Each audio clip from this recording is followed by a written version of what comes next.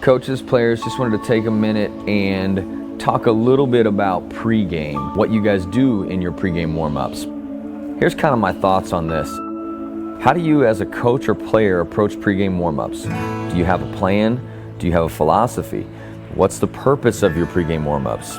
And quite honestly, why do we do the things that we do in pregame warm-ups?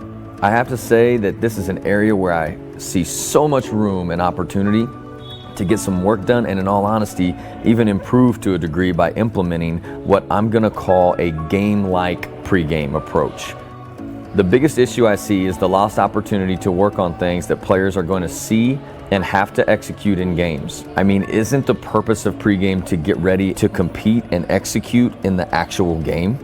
I cannot tell you the amount of uncontested, quote-unquote, perfect angled layups that are done in pregame warm-ups that never happen in the actual game, or the amount of uncontested passes and wide-open uncontested jump shots that are executed that, again, very rarely, if ever, happen in the game.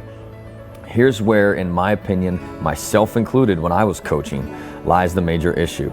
We want our warm-ups to be super clean, crisp, and mistake-free so it looks good for all the fans, parents, administration, and other coaches that may be in the gym that night. I mean, who would take a team seriously that has a messy warm-up, right? Here's the reality though, no one's paying attention to your warm-up anyway. And the people that might be, those that actually matter, like a college coach for instance, would probably love to see a pregame warm-up that involves some actual game decisions being made, contested finishes, contested jump shots, passing decisions off the drive, reading of screens, etc., etc. I could go on, but I'm simply sharing this to challenge players and coaches to look at our pregame routines and ask ourselves how much of what we're doing is actually happening not only in the game, but the why it happens in the game.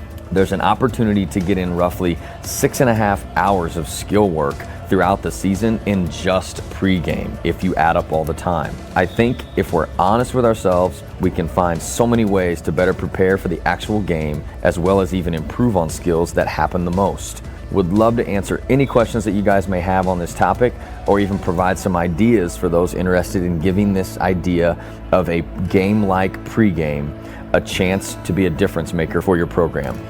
Thanks again for listening as always, and hope to hear from you soon.